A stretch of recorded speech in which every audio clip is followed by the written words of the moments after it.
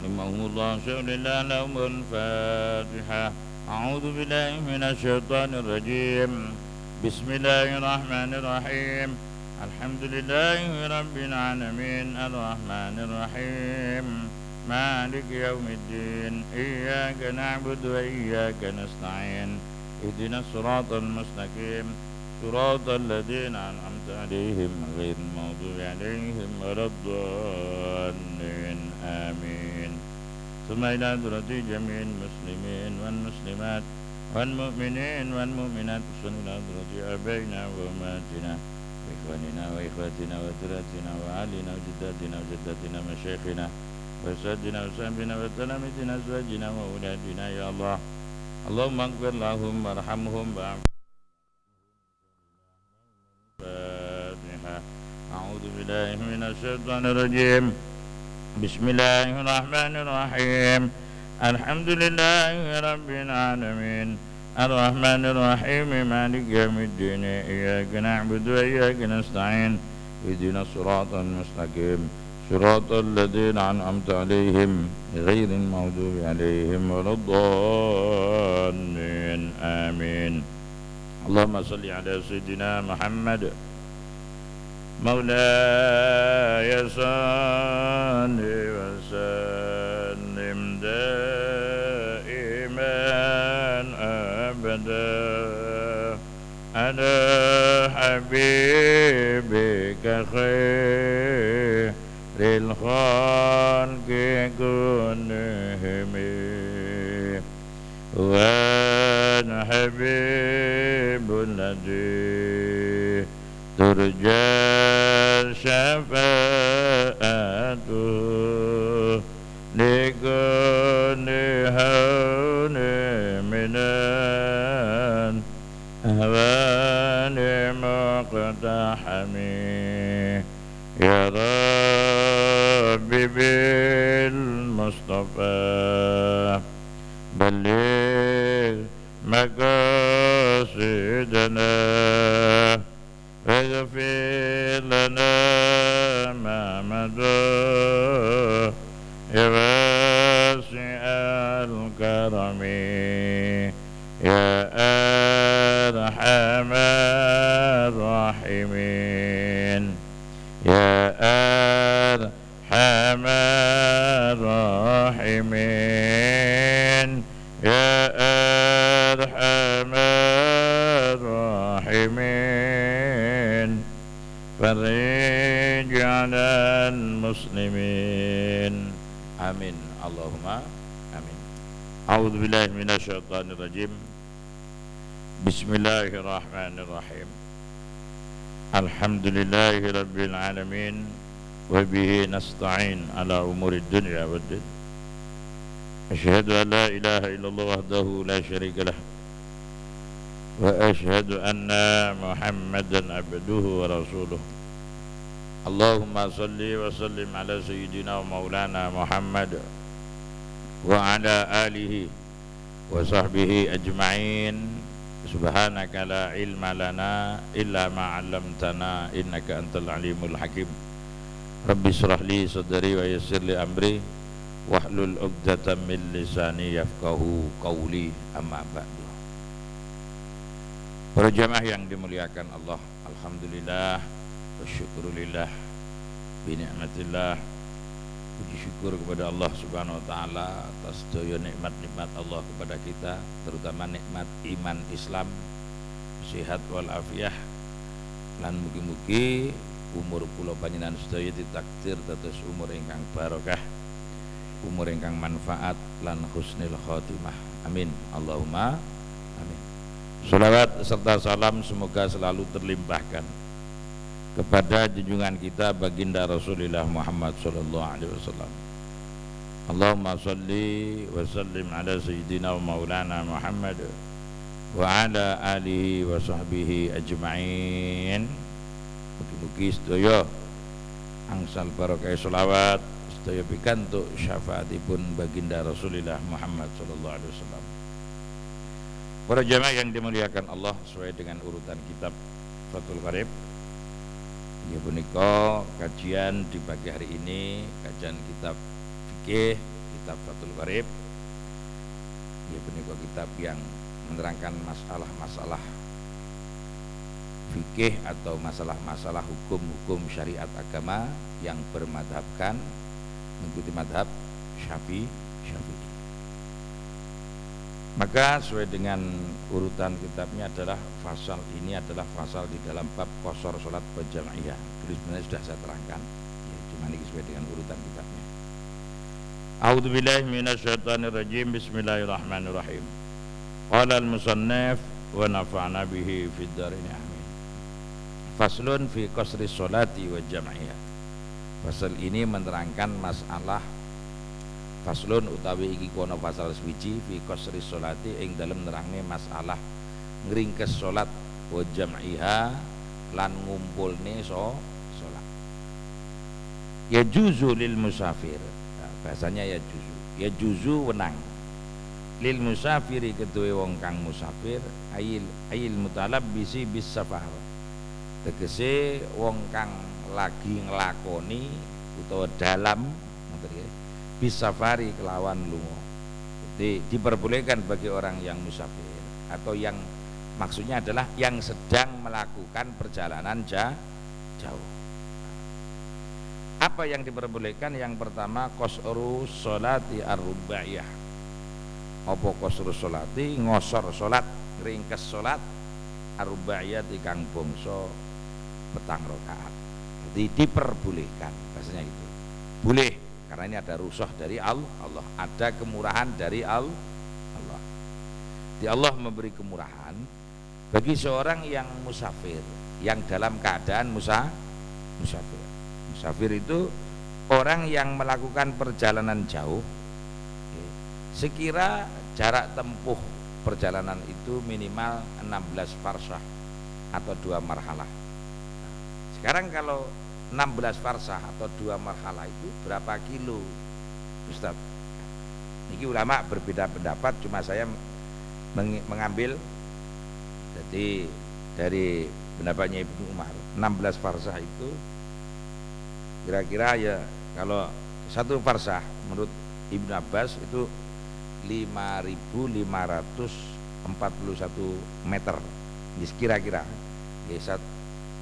jadi kalau 16 farsah kira-kira hampir 90 kilo.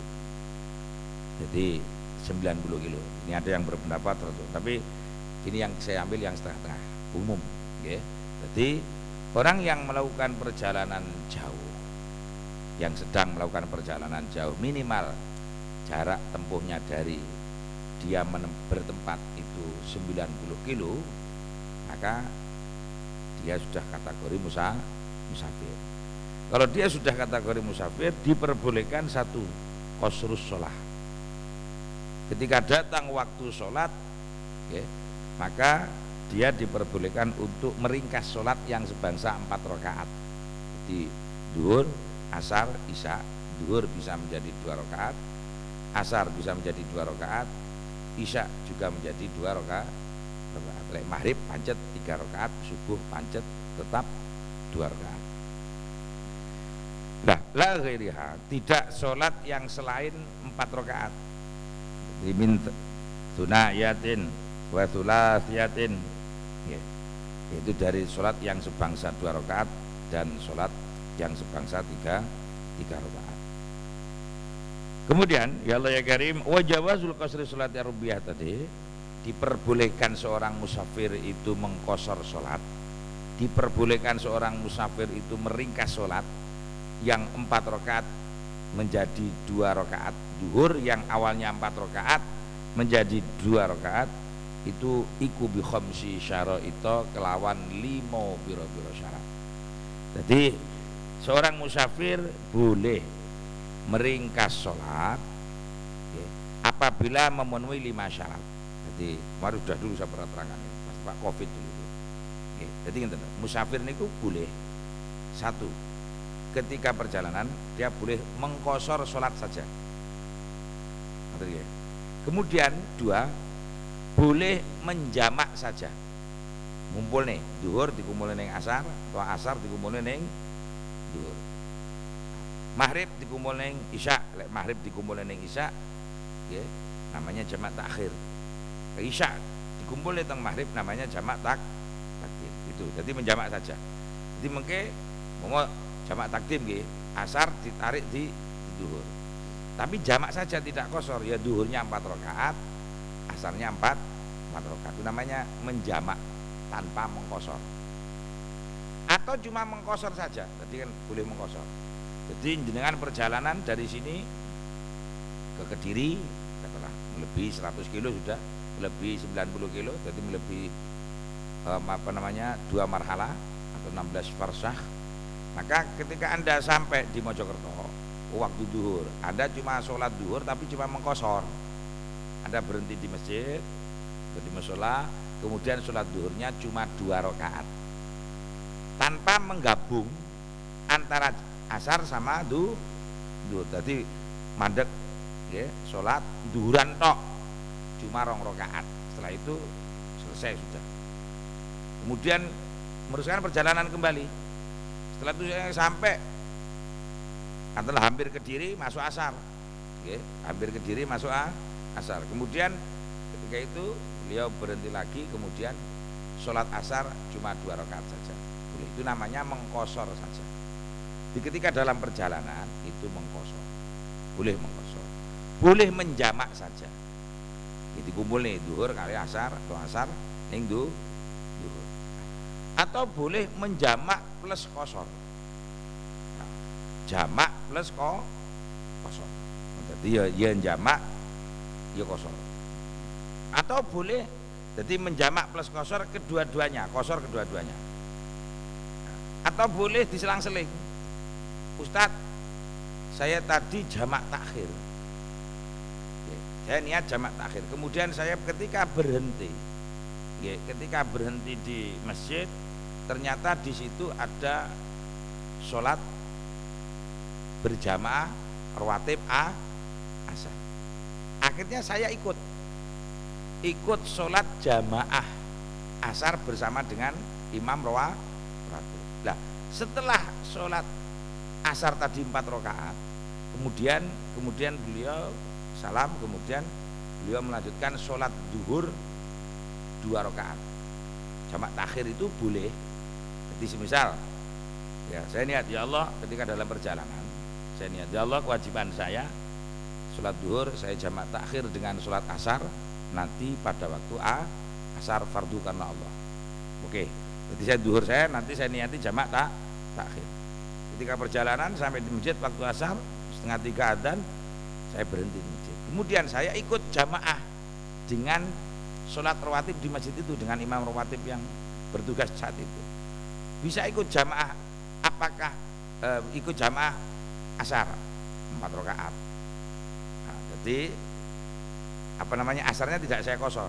Kemudian setelah 4 rakaat saya sholat duhur sendiri. Saya duhurnya saya kosor menjadi 2 rakaat. Jadi boleh asarnya tidak dikosor, duhurnya dikosor atau sebaliknya. Setelah selang-seling. Gitu. Nanti silakan kalau kurang paham. Nah, jamak takhir itu boleh. Ustadz, saya niat jamak takhir. Apakah yang saya dahulukan? Otomatis kalau jamak takhir, sholat duhur ditaruh di waktu asar. Jadi di waktu asar jam 3. Apakah nanti saya jam 3 itu sholat asar dulu baru duhuran, atau duhuran dulu baru asaran? Dalam jamak takhir itu boleh, bebas khiar memilih. Jadi boleh duhur dulu baru asar, boleh asar dulu baru duhur. Itu kalau jamak takhir. Tapi kalau jamak takdim ya otomatis wajib duhur dulu baru asar, atau maghrib dulu baru asar. Kenapa? Kan jamak takdim itu dikumpulkan di waktu pertama, di waktu yang pertama. Jadi kalau di waktu duhur, otomatis asar ditarik ning duhur, otomatis ya kudu duhuran dhisik baru asar. Atau isya ditarik di maghrib, ya maghriban dhisik baru isyaan. Gitu. Nah, para jamaah yang dimuliakan Allah, diperbolehkannya tadi seorang musafir tadi boleh mengerjakan mengkosor sholat bi khamsi syarat itu dengan 5 syarat. Al awalu ayyakuna, al awalu tawi syarat sing pertama iku ayyakuna yen to ono apa safaruhu lungone syakhsun, lungone wong. syakhsi tegese lunga ni wong iku fi ghairi maksiatin, ora ing dalem golongan lunga sing maksiat. Ya Allah ya Karim. Maka jadi syarat yang pertama adanya perjalanan tadi, adanya bepergian tadi bukan kategori bepergian yang maksiat. Wis dadi saya ke Jakarta niate ngerampok ya gak oleh mengkosor salat. Nggih, nyun sewu. Umpama Ustadz saya itu duda, saya itu niat janjian di alun-alun Kota Madiun dengan Mbok Rondo. Niku kategori maksiat apa kategori silaturahmi ini? Halo. Loh, saya itu pernah ditanya. Ustadz ya jujur ya memang dia. Saya itu janjian, kenal. Ya, lihat Facebook dulu kan usum Facebook. Dan akhirnya saya ta'aruf, niat saya itu ta'aruf ingin mengenal. Tapi janjianan ning alun-alun Madiun. Tidak kali Madiun itu. Niku lan-lanan telepon kula. Kula angsal niku Ustaz. Itu orang Surabaya. Di Surabaya Madiun kan sudah melebihi apa? 2 marhalah atau sudah melebihi 90 kilo. Gitu. Nah, pertanyaannya, boleh secara segi jaraknya sudah top, boleh Anda mengkosor dan menjamak sholat. Nah, ini ta'arufnya ini yang perlu dipertanyakan. Apakah ta'aruf yang demikian itu kategori ta'aruf yang dibenarkan oleh syariat agama atau kategori ta'aruf yang maksiat? Ayo mungkin jenengan oleh nopo. Halo. Sampean iki mau dudo. Nggih kenalan ning HP, nggih nyun sewu nggih kan usume udah ngeten nggih. Nah, akhirnya jenengan ta'arufe janjian ning alun-alun. Ora janjian ning omah. Tapi janjian ning alun alasane isin karo anake kan ya. Utawa janjian ning kafe mall ndi ngono. Nah, itu kategori maksiat apa mboten? Niatnya ta'aruf Anda, niatnya silaturahim. Ta'aruf kan niatnya ingin wong api ingin mengenali cara dhahire apik. Dadi lek mau jenengan kira-kira ngoten iki, lek mau kira-kira kula jenengan dados ngoten niku. Kira-kira wani salat dijamaah gak apa-apa ngono. Dik engko misan jamaah karo aku, salate engko dijamaah. Lek sampean iso jamaah, Dik, Mas, aku gak iso, omahku kene. Lah, maka kita harus tahu dulu apakah perjalanan ini kategori maksiat atau tidak. Jadi kalau nyun sewu enek dudo janjian karo rondo ning mall utawa ning alun-alun walaupun niate ingin kan kenal atau ta'aruf, itu kategori maksiat. Karena apa? Berduaan sini. Lek Anda pancen itu loh, saya ingin mengenal. Lek niate silaturahim, nyapa silaturahim alun-alun? Ya silaturahim ning omah, ya cuma janjian alun-alun Ustaz. Setelah di alun-alun saya otomatis pergi ke rumahnya, sebab kan langsung gitu. Jadi melihat dulu. Nggih kados nyun sewu, jenengan teng Surabaya, teng Jakarta ningali pertandingan sepak bola. Pertandingan sepak bola wong lanang niku lho. Niku kategori maksiat napa mboten? Delok sepak bola niku maksiat.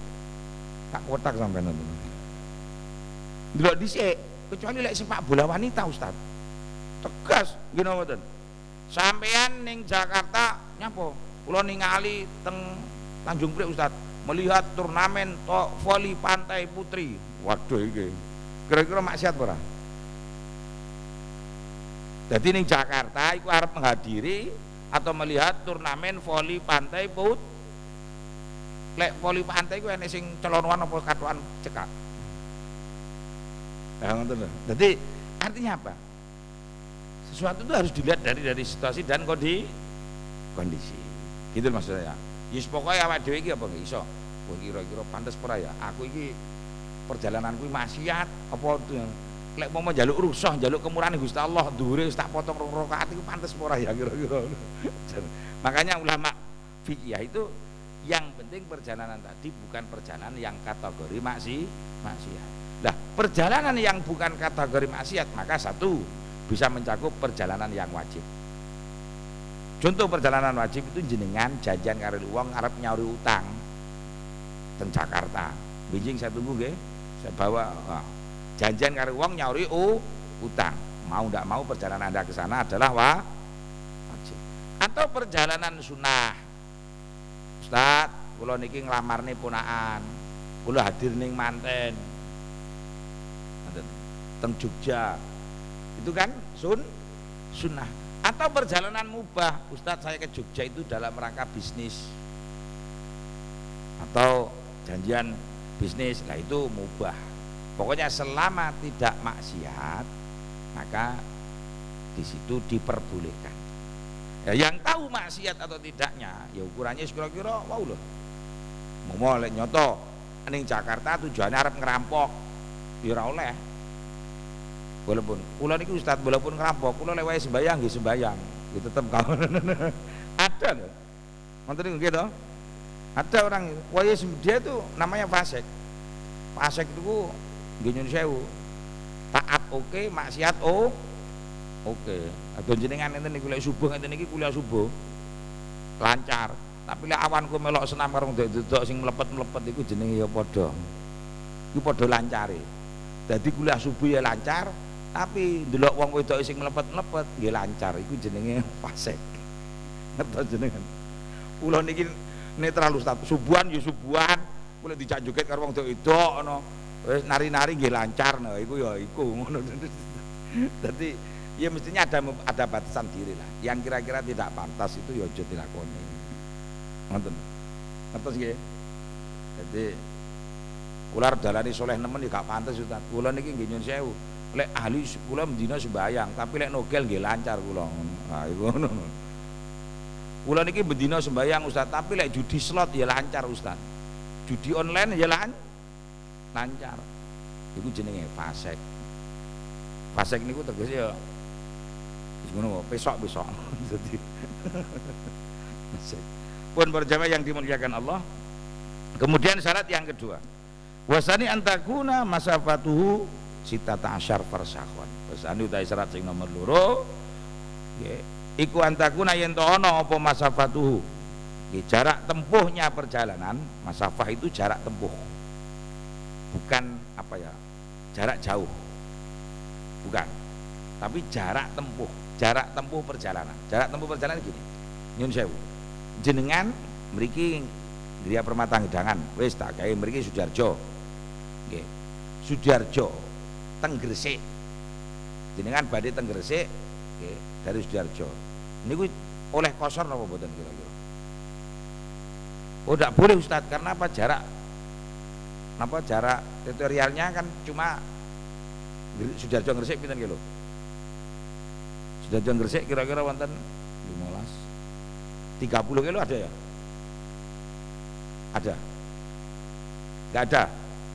Yes, dibuatlah 30 kilo kan otomatis tidak sampai 16 par.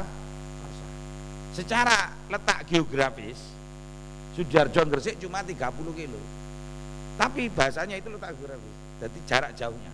Tapi yang dibahasakan dalam kitab ini jarak tempuhnya. Ustadz kula niki bener Gresik, tapi lewat Jombang. Jadi kula mantun Sudarjo sret Mojokerto, mari kuwi Jombang, mari kuwi Ploso, mampir Babat sebab napa? Cek mampir tenggo adik kula. Jadi kula teng Jombang riyen nyambangi yoga kula. Nah, mari Jombang Babat, mari Babat kula Lamongan Gresik. Jadi rumah kula itu Gresik, tapi kula jalan kula, jarak tempuh yang saya tempuh Sudarjo, gak langsung Sudarjo Gresik. Badhe teng pundi? Badhe teng Gresik. Mari Ustaz lek kula badhe teng Gresik niki angsal kosor. Lek delok cidheke gak oleh 30, tapi lek medal liwat Jombang ya ora apa-apa. Nah, sakniki Sudarjo Jombang pinten kilo?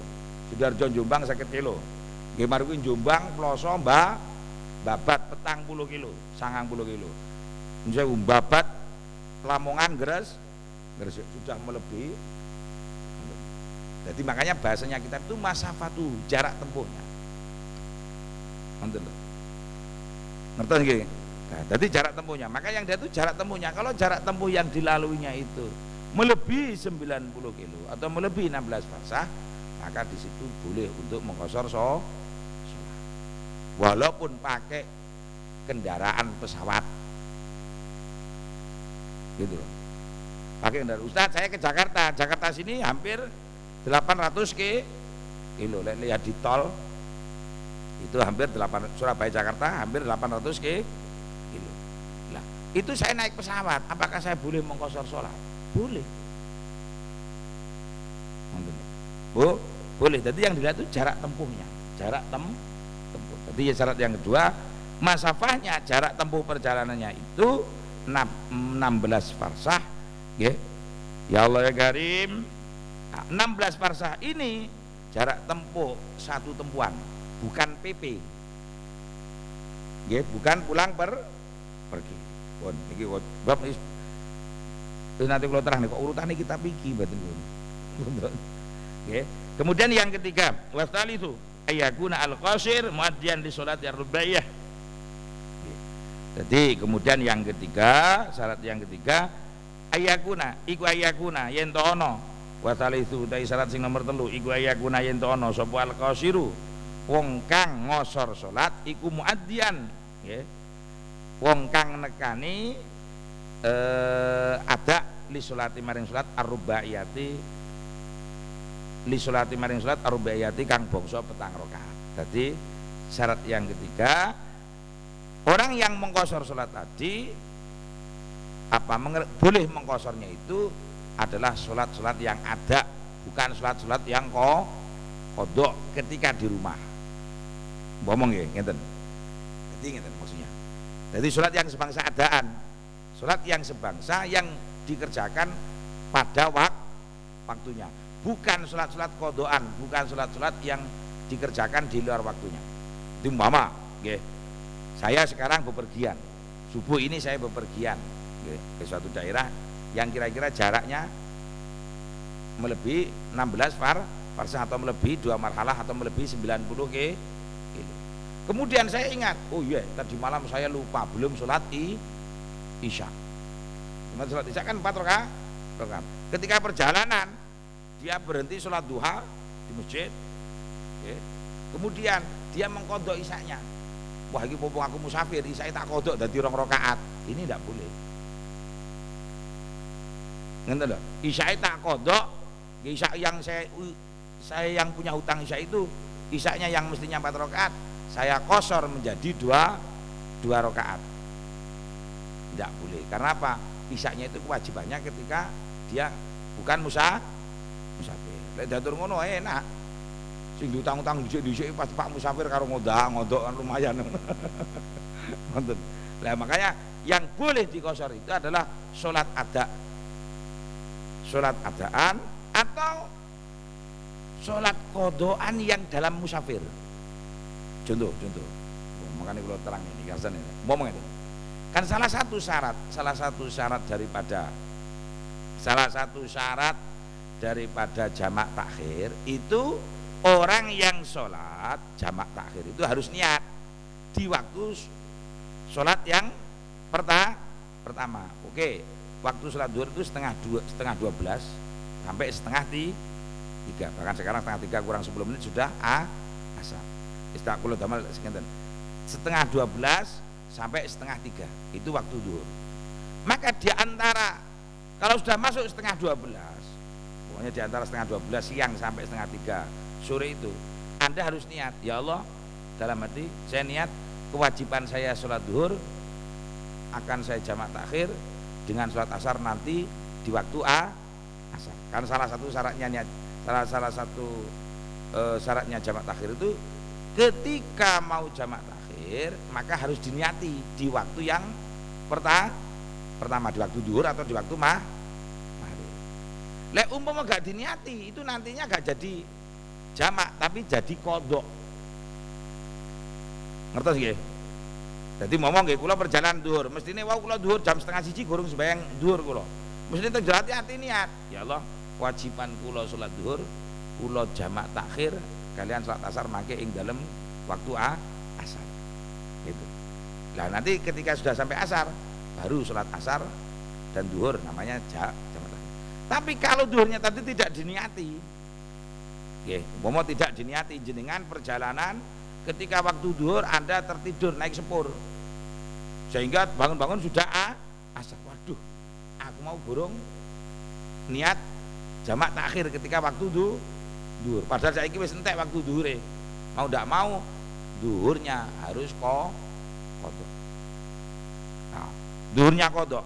Maka qodok yang semacam ini, duhur yang qodok yang semacam ini artinya hutangnya ketika dalam keadaan musafir, bukan hutang di rumah, maka ini juga boleh nanti dikodok secara ringkas. Jelas nomor itu. Itu kalau masalah yang pertama, mau masalah pertama isyae gak boleh dikodok dengan diringkas menjadi. Karena apa? Isyae duwe utange pas tepak uduk musafir. Ngoten nggih. Jadi gitu. Nah, nanti kalau sudah sampai asar tadi ya sembahyang asar 4 rakaat adaan, kemudian duhurnya qodok. Makanya kalau tidak diniati jamak takhir, maka duhur itu menjadi qodokan. Gitu. Bukan adaan. Itu syarat yang ketiga. Kemudian syarat yang keempat, warabi ayyan wi al-qasra ma'al ihram. Oke, syarat yang keempat, warabi utawi wong kang nomor 4 iku ayyan wi ayyan to niat sapa al musafir wong kang musafir mau al-qasra ing qasar li sholati maring salat mal ihrami sertane bareng kali takbiratul ihram biha ing dalam salat. Yang keempat syaratnya niat qasar itu pada waktu takbiratul ihram. Tidak boleh di tengah-tengah sholat. Jadi ketika takbiratul ihram Allah sholli fardhu duhri rakaataini. Saya biasanya kalau mimpin ziarah itu ngomong dedok kalau usolli fardhu duhri, biarkan umumnya kan orangnya kan usolli fardhu duhri arba'a rakaatin. Lo niat nggih usolli diling-eling nggih mengki duhure dikosor 2 rakaat. Jadi niate usolli fardhu duhri rakaataini. Enggak gelem apal usolli fardhu duhri rakaatini. Ngomong misalnya ngomong kalau orang umum itu kita harus telaten dalam membimbing. Jadi contoh usolli fardhu duhri rakaataini. Nggih. Jam'at taqdimin bil asri qasron, harus diberi qasron. Nggih, qasron kalau Anda jadi makmum ya makmuman lillahi ta'ala. Usolli fardhu duhri, usolli saya niat salat. Nggih, makanya kalau tidak bisa niat salat dalam bahasa Arab, boleh niat sholat itu dalam bahasa Jawa. Niat itu kan tempatnya dalam hati. Rukun hati itu boleh selain bahasa Arab. Tapi kalau selain rukun hati, rukun qauli ucapan harus dengan bahasa Arab dan tidak boleh diganti dengan yang lain. Seperti Allahu Akbar tidak boleh diganti Allahul A'zam. Tidak boleh. Allahu A'zam. A'zam kan maknanya kan lebih agung kan sinonim Ustaz dengan akbar, tidak bisa. Itu paten Ustaz. Takbir itu paten. Ya, jadi harus diberi qasron dalam takbiratul ihramnya. Ustaz saya tadi lupa ya, saya cuma ya usolli fardhu duhri nggih makmuman lillahi ta'ala. Saya cuma niat salat fardhu duhur makmum karena Allah. Tanpa lupa saya ketika takbiratul ihram, tanpa kerentek, tanpa ada niat untuk qasor. Maka ya wajib qasor, wajib disempurnakan jadi 4, wajib sempurna salatnya. Jadi niat qasor itu harus ketika takbiratul ihram. Jenengan ketika perjalanan nggih, ketika perjalanan wis kata qasor. Oleh sak rakaat kok kulung-kulung-tak, wah ku bedah motorku dicolong wong ngono. Akhirnya pikirannya gak konsentrasi. Ketika oleh sembahyang sak rakaat, padahal dia niat awalnya ketika sholat, dia mau sholat 4 rakaat duhur di masjid itu. Mesti dia dalam perjalanan. Dia tidak mengqasar sholat. Tapi ketika sholat dapat 1 rakaat, eling, wah, apa jenenge kuncine sepeda motor iki keri. Wah, ngono tak qasar ae. Dadi sing 4 rakaat dadi 2 rakaat. Ini tidak sah. Jadi tidak boleh niat qasar di tengah sholat. Jadi niat qasar itu harus ketika takbiratul ihram. Jadi mulai pertama tadi nggih. Gitu. Kemudian yang terakhir, yang kelima, wal khamisu ala ya'tama bimuqimin, dan tidak diperkenankan, syarat yang kelima, tidak boleh orang yang mengqasar itu makmum dengan imam atau dengan orang yang tidak mengqasar. Jadi tidak boleh makmum kepada imam yang tidak qasar. Contoh jenengan perjalanan jauh mampir di masjid, ketika itu sholat duhur, otomatis sholat duhurnya kan normal 4 rakaat. Dadak jenengan wis aku kan perjalanan kan oleh mengkosor, nah, tapi jenengan akhirnya makmum kali ini diniati kosor, tidak sah kosor Anda. Sebab apa? Ada orang rakaat buyar, imamnya gorong buyar, itu jenenge makmum, kurang ajar. Mesti kurang ajar. Jadi gak dia tata krama mesti. Jarine malaikat, oh bagi makmum. Jarine imam, assalamualaikum. Nanti makmumku sih kok hilang urusan buyar. Jadi seorang, loh Ustaz saya, maka orang yang perjalanan itu boleh makmum dengan orang-orang, dengan makmum rawatib itu ya, atau jamaah kampung itu, tapi Anda jangan mengkosor. Ustaz saya tadi niat jamaah takdim, duhurnya saya tidak kosor, ikut jamaah dengan imam rawatib, tapi setelah itu kan saya sholat asarnya Anda boleh dikosor, karena Anda kan sholat sendiri gitu. Itulah para jamaah yang dimuliakan Allah. Dari apa yang saya sampaikan melalui kitab Fathul Qarib ini, mungkin ada yang mau ditanyakan, silakan, ayo. Takon gimana cara penak, kalau masalah lagi kuasa betuki, ingin terni manten, meh keturun, kesel, ingin terni manten, nandulah pencuci. Oke, silakan. Ya, ya, oke.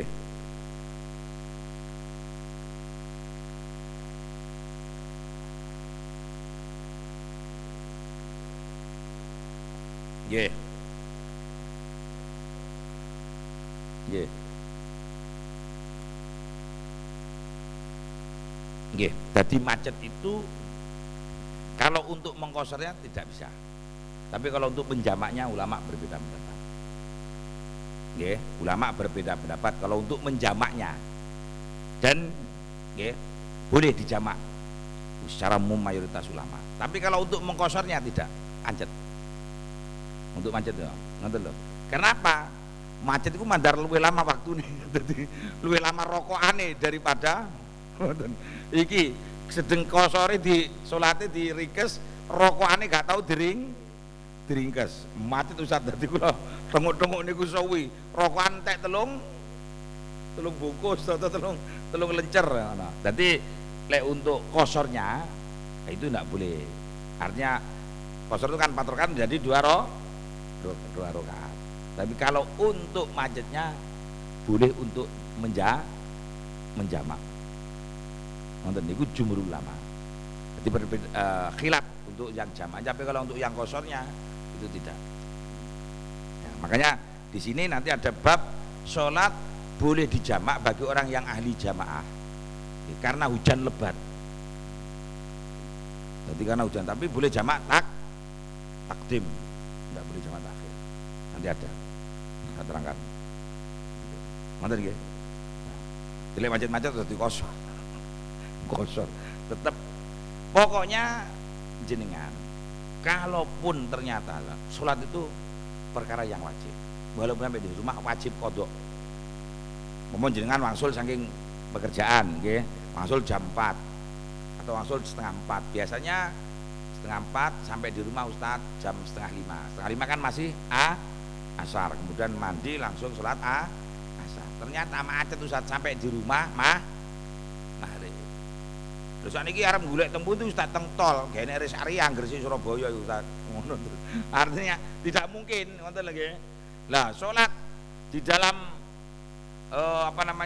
musola, di dalam kendaraan itu kan salah satunya itu wajib menghadap kiblat kecuali sholat sunnah dalam kendaraan. Jadi sholat sunnah dalam kendaraan itu mungkin madzhab Syafi'i diperbolehkan walaupun tidak menghadap kiblat. Yang Gresik teng Surabaya ngadep ngetan jadi kan tidak mungkin. Ya nanti itu namanya sholatnya lihurmatil waktu, nanti wajib kodok. Daripada ngonten terus karuan kodok ngono biasanya wong-wong biasanya ngonten karuan mungkin sholat teng jero montor jek baleni karena kurang memenuhi syarat, akhirnya ya wajib qadha. Pokoknya kalau sholat itu ditinggalkan wajib qadha. Qadha itu nanti qadha itu nyauri. Qadha itu wajib, ada kalanya wajib fauron, wajib cepat-cepat, ada kalanya sunnah cepat-cepat. Suatu ketika wajib cepat-cepat karena apa? Contoh, jenengan teledor main voli. Jam 3 gurung sembahyang asar, jenengan wis main voli, balik-balik maghrib, otomatis asare hilang. Kan ngoten gitu. Teko omah jenengan mados, mari adus, maghrib kan dik dangu, entek maghrib sampai 6:30. Maka jenengan wajib ngodok asar dhisik baru maghriban. Kecuali lek jenengan Ustaz kula lek ngodok asar riyin gak menangi jamaah, ya jamaah dhisik maghrib baru. Tapi nek omah tak delok modele gak jamaah hari kok. Boro-boro jamaah. Buktine lek wong ahli jamaah iku sing ngerti maghrib ayahe surup poli ya buyar. Adzan sik gurung buyar. Yo prerek wong-wong iki. Ya ora apa-apa lah. Hak dhewe wonten Mas kula ya makane nek poli sebelah masjid ngerti adzan sing poli gurung buyar. Iku tepuk tangan setane iku. Saingan antara adzan dan cemes poli ngoten. Ngoten nggih? Jelas. Nggih, silakan. Ayo. Nggih.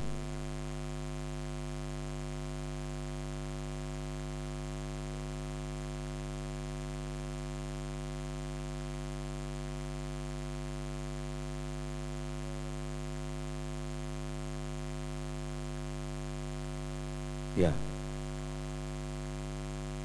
Nggih.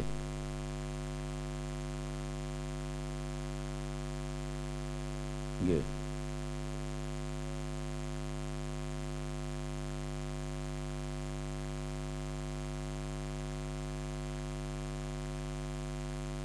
Nggih. Jadi gini, jamak ataupun qashar itu posisi kita dalam keadaan musafir.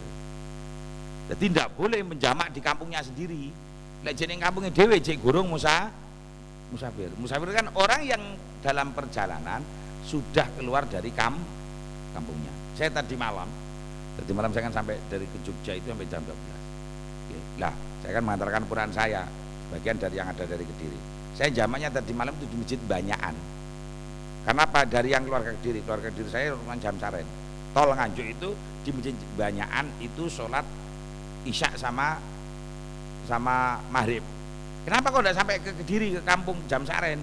Kalau ini Jam Saren otomatis wong sing Kediri, ya, maka isyaknya adaan, maghribnya kodoan. Jadi tidak boleh menjamak takdim atau jamak takhir di rumah. Tidak boleh. Wes kok jamak takhir ini misalnya ngomah, lek jamak takhir ngomah itu jenenge kodoan. Kenapa kok tidak boleh Ustaz? Karena kalau sudah di rumah Anda itu sudah bukan musafir, sudah mukimin. Padahal yang disunahkan di sini, apa yang diperbolehkan untuk menjamak atau mengqashar sholat ini bagi yang musafir. Artinya dia masih dalam perjalanan. Jadi ngoten nggih. Jadi mboten pareng menjamak di rumah. Contoh, ular lunga ning Kediri, berangkatnya jam 12. Jam 12 kan pun duhur, adzan duhur setengah 12 kurang 5 menit. Ayo saya ibu, bisa dijamak asar saiki dari duhur, enggak boleh. Nah gitulah. Nah, maka caranya menjamak bagaimana? Ya berangkat dulu perjalanan.